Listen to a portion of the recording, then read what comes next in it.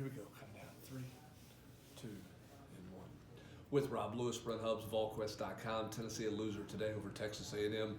34-13 is the final score. We'll get to the game in a minute, but the game is not the story of this afternoon. The story surrounding Tennessee and an investigation into the football program internally that has been made aware by the university apparently to the league office and to the NCAA as well.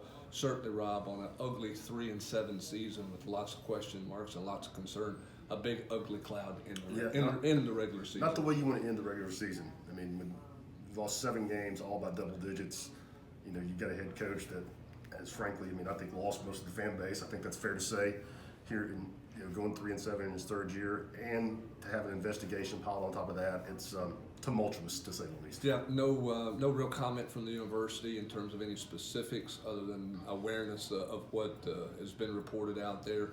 Jeremy Pruitt asked after the game about his future as a head coach, and he made it very clear he expects to be back at Tennessee at this point. So used the word absolutely. Made a strong case for himself, as you would expect him to do. Expressed lots of young players on the team. Threw a little COVID talk in there, and handled that question a lot better than he handled multiple inquiries about Eric Gray's status. Yeah, would not get specific as to why Gray did not play. He was asked specifically whether or not it was COVID related or whether it was a compliance issue, and he just repeatedly said that Gray was not available. Let's talk about this game itself.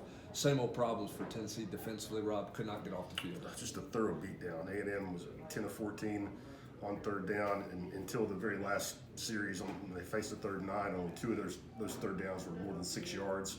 So, it was really an issue. Tennessee was never able to get them all scheduled. It was 3rd and 2, 3rd and 3, 3rd and 4.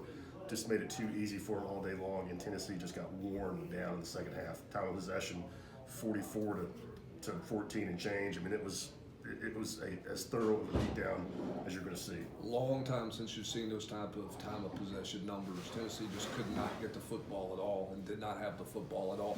In the first half, when they had the football, they did make a couple of explosive plays. It looked like they had some ability to move the ball against A&M, just couldn't sustain anything. First drive was great. I also imagine it was scripted, would be my guess. But they come out, 5 plays, boom, right down the field, touchdown. Harrison Bailey's getting the ball out quick, which was not the case later in the day, but just could never score A&M down. A&M doesn't punt in the first half. Same story as it was against Florida. You're 17-13, 4 minutes left in the first half. You've got A&M 3rd and 14 on their own end of the field.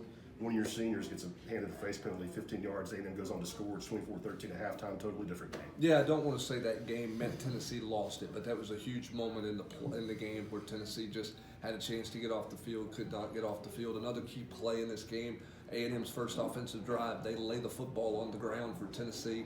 Tennessee seemingly had 2 players with a chance to recover it and could not get on the ball, and that sort of surmises what Tennessee's been able or not been able to do defensively this season. And that's been a problem all year long. Balls on the ground, they've not come up with it. Going all the way back to the opener, South Carolina, it happened. And on that same drive, I think probably the next play, you've got A&M in 3rd and 10, same guy, DeAndre Johnson, jumps off sides. It's 3rd and 5. Boom, they convert, they go down and score. Yeah, so we'll see where Tennessee goes from here in a lot of different ways. One thing is bowl game. Are they going to play in a bowl game? We'll know that fate on Sunday, and then obviously a lot of eyes and a lot of ears on what's going on and what's going to happen with the future of this program with Jeremy Pruitt. We know where Philip Fulmer, we believe we know where he stands. He does not want to make a change, but where some other powers that be might be in that process is really unclear at this point, so we'll have to wait and see.